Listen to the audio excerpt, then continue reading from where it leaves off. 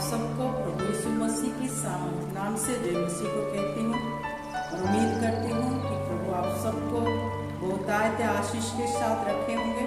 और मेरा ये उम्मीद है कि परमेश्वर इन दिनों में आपसे बात कर रहे होंगे। हालेलुया। हमारा परमेश्वर जीवित परमेश्वर है, हमारा परमेश्वर सामर्थ्य है, वो जिंदा खुदावन है, वो बात करने वाला परमेश्वर है। जब हम प्रभु के सम्मुख में जाते हैं तो परमेश्वर हमारी बातों को और ध्यान लगाते हैं और हमारे प्रार्थना को सुन के उत्तर देते हैं। मैं एक वचन से आपको बताना चाहती हूँ। अगर हम भजन संहिता उसका 40 अध्याय उसकी एक आयत को देखें तो वहाँ बहुत खूबसूरत के साथ भजनकार उस बात को बताते हैं जो हमें बहुत आनंद के साथ जानना बहुत जरूरी है। यहाँ भजनकार भजन संहिता 40 में 1 में लिखते हैं, मैं धीरज से यहोवा की बाट जोता रहा और उसने मेरी ओर झुककर मेरी दुहाई सुनी। हालेलुया।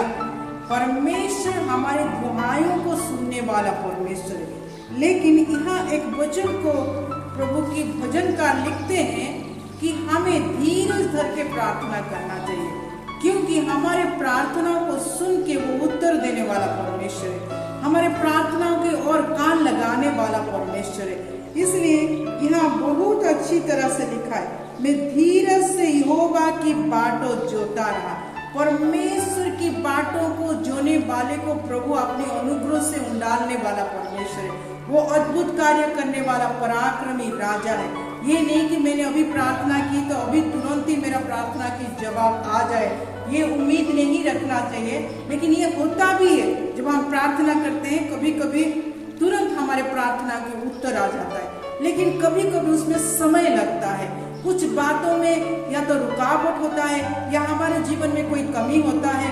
बहुत सी बातों को हम सोच सकते हैं, लेकिन एक प्रार्थना करने वाला व्यक्ति, एक प्रभु के ऊपर भरोसा करने वाला व्यक्ति, एक विश्वास में दृढ़ होकर चलने वाला व्यक्ति, कभी कभी उसकी जीवन में कहीं अगर प्रार्थना के उत्तर नहीं आ रहा है तो वो अपने आप को जांचना चाहिए। जैसे कि हमारे नल से पानी आता है, अगर रुक गया तो हम जांच करते हैं कि नल से पानी क्यों रुक गया है, और उसकी पड़ताल करने बाद हमें पता लगता है इसमें क्या कमी है। हम उस कमियों को ठीक करने के बाद फिर वो जल का स्रोत ऐसे बहने लगता है। ऐसे ही हमारा जीवन में कहीं ना कहीं कोई चीज रुकावट के द्वारा मेरे प्रार्थनाओं के उत्तर अगर मुझे प्राप्त नहीं हो रहा है, मेरे परमेश्वर मुझे बात नहीं कर रहे और मुझे कोई आत्मा की उपस्थिति मेरे जीवन में अनुभव नहीं हो रहा है, तो मुझे इस बात की ओर ध्यान रखना चाहिए कि कहाँ तो कहीं ना कहीं किस जगह में मैं गिर चुका हूँ, कहीं ना कहीं मेरे जीवन से कोई कटी और घटी हो चुका है। जैसे कि वचन में लिखा है, सामसन को ये पता नहीं था कि परमेश्वर उसको छोड़ दिया था, इसी तरह वो ज्ञात नहीं हो सका जिसके द्वारा उसका जीवन भयानक रूप में आ गया। इसी तरह हम जो प्रभु के लोग हैं, खास करके एक प्रार्थनाशील व्यक्ति, एक सेवक, एक सेविका, एक विश्वासी, चाहे वो बच्चे से बड़े तो क्यों ना हो, हर कोई एक ही प्रार्थना योद्धा होना चाहिए और उस प्रार्थना में लगे रहना चाहिए। और जो भी बातें उसकी जीवन में क्यों ना हो, केवल प्रभु के सम्मुख में रखना चाहिए, क्योंकि उसके समाधान केवल प्रभु के पास होता है। यहाँ भजनकार लिखते हैं, मैं धीरज से यहोवा की बाट जोता रहा और उसने मेरी ओर झुककर मेरी दुहाई सुनी। प्रभु उसकी धीरज को देखकर प्रभु खुद झुककर उसकी दुहाई को सुनता है। हालेलुया। कितनी आनंद की बात कि हमारा परमेश्वर हमारी ओर झुककर कान लगाकर हमारे प्रार्थना को सुनने वाला परमेश्वर। यहाँ एक बात को लिखा गया है, जो यहाँ लिखा है कि मैं धीरज से यहोवा को बाट जोता रहा और उसने मेरी ओर झुककर मेरी दुहाई सुनी। यहोवा की बातों को जोने वाला काब की समान उड़ते हैं, कह ईशाया ने भी अपनी पुस्तक में बहुत उत्तम भाव उस वचन को बयान करते हैं। हम उस वचन की अगर कान लगाते हैं और वचन की अगर ध्यान लगाएंगे तो वो वचन हमारा जीवन में अद्भुत कार्य करता है। इसलिए मैं इन दिनों में हम सबको उत्साहित करना चाहती हूँ कि चाहे परिस्थिति कैसे क्यों ना हो, निराश नहीं होना चाहिए।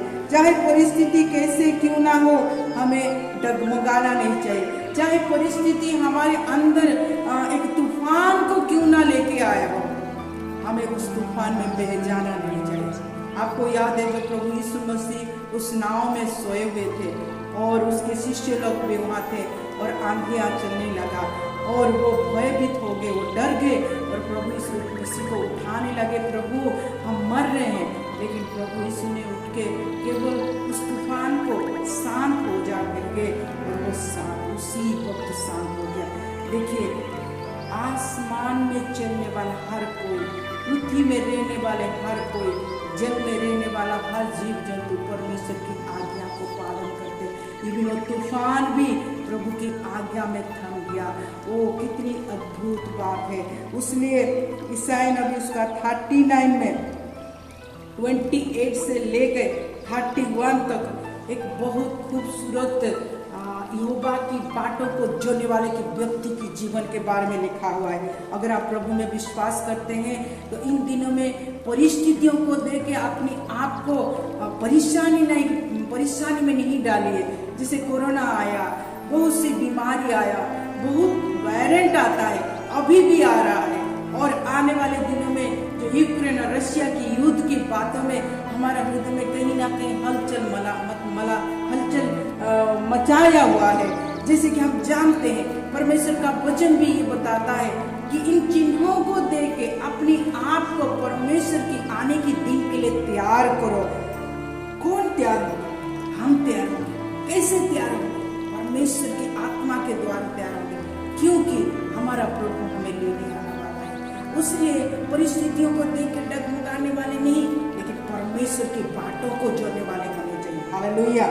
जैसे कि यहाँ ईसाई नबी उसका 40 अध्याय में उसका 28 से लेके 31 तक देखेंगे।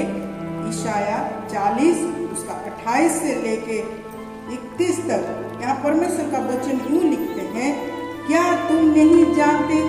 क्या तुमने नहीं सुना? यहोवा जो सनातन परमेश्वर और पृथ्वी भर की सृजनहारे, वो ना थकता है ना श्रमिक होता है, उसकी बुद्धि अगम है। हालेलुया। हमारा परमेश्वर ना कभी थकते हैं ना श्रमित होते हैं, पर वो पृथ्वी का सृजनहार है, हमारा सृष्टि करता है, हमें बनाया है। उसने वचन हमें तसल्ली देता है कि वो खुदा उस संकट के समय आने से पहले इस पृथ्वी में वो हमें बादलों में लेके चला जाएगा। हमारा विश्वास होना चाहिए, उसकी बातों को जोड़ना चाहिए, विश्वास के साथ, धीरज के साथ, आत्मा में रहते हुए, प्रार्थना में जीवन बिताते हुए, वचन के मुताबिक चलते हुए। यहाँ परमेश्वर का वचन कहता है वो थके हुओं को बल देता है और शक्तिहीन को बहुत सामर्थ देता है। तरुण तो थकते हैं और श्रमित हो जाते हैं और जवान ठोकर खाकर गिरते हैं। यहाँ दुनिया की लोगों के शारीरिक परिस्थितियों के ऊपर बातें हो रहा है। यहाँ कह रहे वो थके हुओं को बल देता है। जो थका हुआ है प्रभु के पास आते हैं, प्रभु उसको बल देते हैं। यहाँ लिखा हुआ है कि शक्तिहीनों को बहुत सामर्थ देता है। जो व्यक्ति अपने आप को शून्य करके प्रभु के सम्मुख में समर्पित होता है, प्रभु अपनी आत्मा के शक्ति में उसको शक्ति युक्त करते हैं। क्योंकि वचन में लिखा है, नहीं तो उसका 1:8 में लिखा है, जो वो आत्मा उतर आएगा तो सामर्थ्य बन जाएगा। मैं उस आयत को आपको पढ़ाना चाहती हूँ, पढ़ा के सुनाना चाहती हूँ, जो प्रेरितों की पुस्तक उसका 1 अध्याय उसका 8 में लिखा है, परंतु जब पवित्र आत्मा तुम पर आएगा तब तुम सामर्थ पाओगे। हालेलुया। पवित्र आत्मा की सामर्थ में शक्ति युक्त होने की बातें प्रभु कहते हैं। यहाँ लिखा है 30 में, तरुण तो थकते और श्रमित हो जाते हैं और जवान ठोकर खाकर गिरते हैं, परंतु जो यहोवा की बातों को जोते हैं, हालेलुया, यहोवा की बातों को जोने वाले के व्यक्ति में प्रभु यहाँ क्या कहते हैं? वो नया बल प्राप्त करते जाएंगे, वे उकाब के समान उड़ेंगे, वो दौड़ेंगे और श्रमित ना होंगे, चलेंगे और थकित ना होंगे। हालेलुया। यहाँ परमेश्वर का वचन हमें ये बताता है, क्या लिखा है कि परंतु जो यहोवा की बातों को जोते वो नया बल प्राप्त करते जाएंगे, कंटिन्यूसली करते जाएंगे, प्रतिदिन, प्रति मुहूर्त, प्रति क्षेत्र में, जिस स्थिति में जब भी वो प्रभु की ओर ताकते हुए चलेंगे, परमेश्वर की उपस्थिति में उस बातों को जोएंगे, परमेश्वर को नया बल देगा। हर स्थिति के लिए, हर कार्य के लिए, हर सेवा क्षेत्र के लिए, हर चीजों को करने के लिए परमेश्वर उनको बल देगा। और यहाँ वचन में लिखा हुआ है, वो उकाब के समान उड़ेंगे।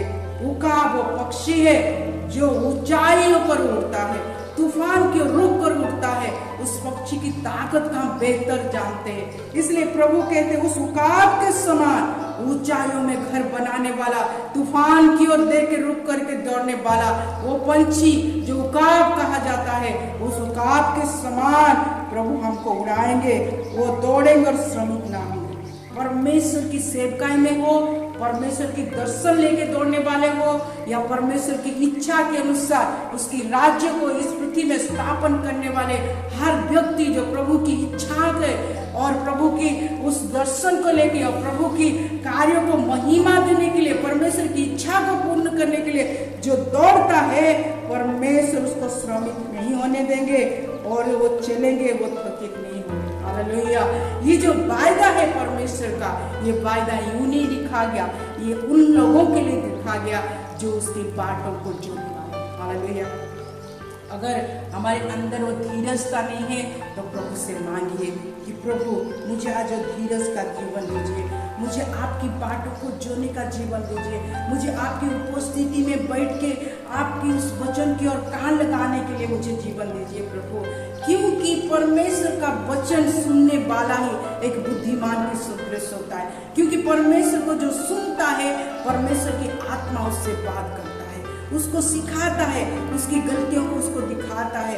उसने वचन में लिखा है, पवित्र आत्मा हमारे जीवन में एक सहायक के रूप में, एक शिक्षक के रूप में हमारे जीवन में कार्य करते हैं, हमारे कमियों को दिखाते हैं और हमारे जीवन में कौन सी स्थान में क्या करना, कैसे करना है, वो आत्मा के द्वारा हमें बात करते हैं। जैसे कि हम जानते हैं, जोसेफ के समय में जब राजा उस सपने को देखा, उस सपने के अर्थ को समझ नहीं पाया, लेकिन जब जोसेफ उसकी सपने के अर्थ को समझाता है तो राजा कहता है, केवल यही वो व्यक्ति है जो उस अच्छे फसल की 7 साल में वो काल के 7 साल को अच्छे भोजन प्रस्तुत करके लोगों को दे सकता है। हालेलुया।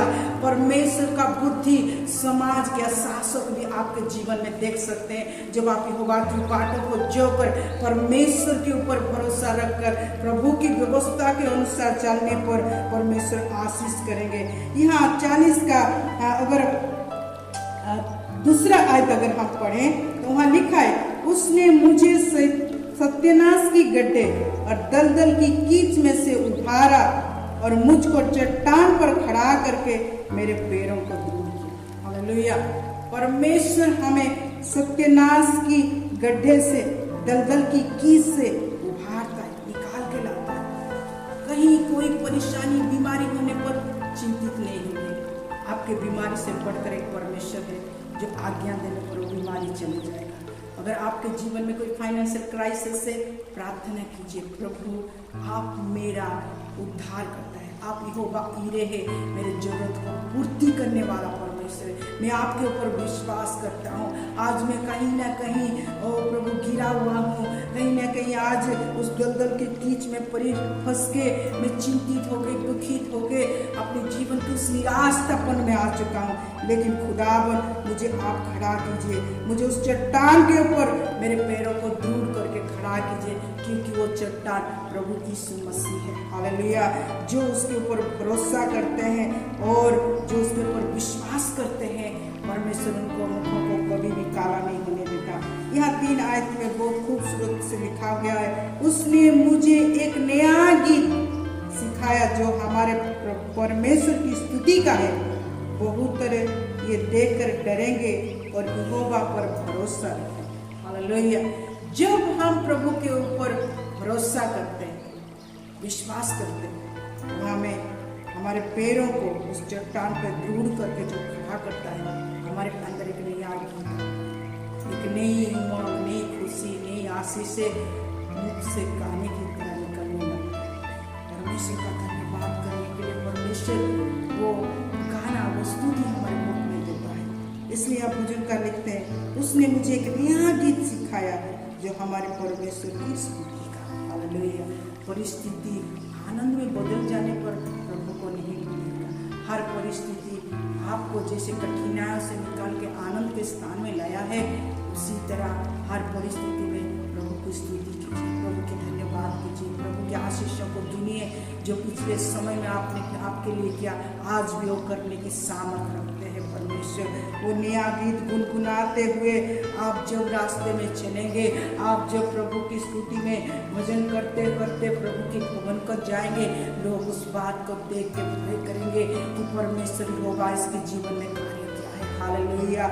हमारा परमेश्वर कितना धन्य है, हमारा परमेश्वर कितना प्रेममय है, हमारे परमेश्वर कितना हमें आशीष करता है। इस बात को जब हम जानते हैं, लोग भी हमारा जीवन से देखते हैं और हमारा परमेश्वर को भय करना लगते हैं। इसलिए 4 आयत में लिखा है, क्या ही धन्य है वो पुरुष जो यहोवा पर भरोसा करता है और अभिमानियों और मिथ्या की ओर मुड़ने वालों की ओर मुंह ना फेरता है। हालेलुया।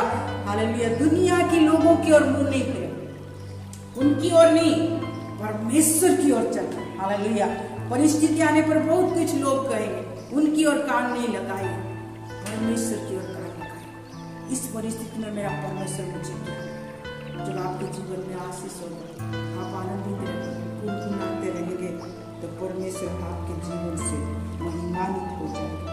यहाँ परमेश्वर की वचन बहुत खूबसूरत के साथ हमारा जीवन में प्रभु की आशीष से कितनी भरपूरी के साथ क्या है उसको हम देख सकते हैं। 40:11 में लिखा है, हे यहोवा तू भी अपनी बड़ी दया मुझ पर से ना हटा ले, तेरी करुणा और सत्यता से निरंतर मेरी रक्षा होती है।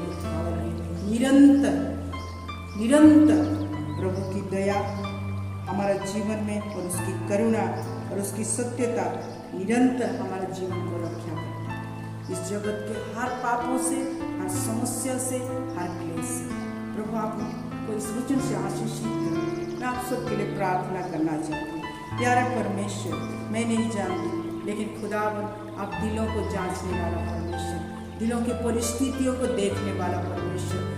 आज प्रभु बहुत लोग को नौकरी चला गया है, बहुत लोगों की परेशानी बहुत कुछ है प्रभु।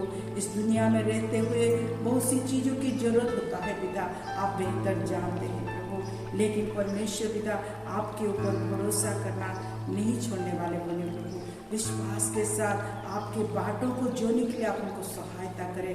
और खुदावन आपके वचन जैसे हमने पढ़ा है प्रभु, आप शक्तिहीनों को भी बल देना वाला परमेश्वर है प्रभु। उसी तरह आप आपके समान एक सामर्थ उनके जीवन में दीजिए, ताकि परमेश्वर आपकी महिमा करते करते, आपकी स्तुति करते करते प्रभु अपने जीवन के हर सफर में आपको धन्यवाद देते हुए, उन आशीषों को प्राप्त करते हुए, आपकी गवाही प्रभु जो उनके जीवन की गवाही आपको महिमा देने के लिए आप आशीषित कीजिए। जो भी समस्या या कोई भी बीमारी आज किसी भी व्यक्ति के ऊपर हो प्रभु, मैं यीशु के नाम से उस समस्या को यीशु के नाम से दूर करते हो, उन बीमारियों को यीशु के नाम से दूर करते हो। आपकी चंगाई, आपकी आशीष से, आपके अनुग्रह को उनके ऊपर डालता हूँ प्रभु। आपके वचन में लिखा है प्रभु, जो कुछ तुम मांगोगे मैं तुम्हारे लिए करूँगा।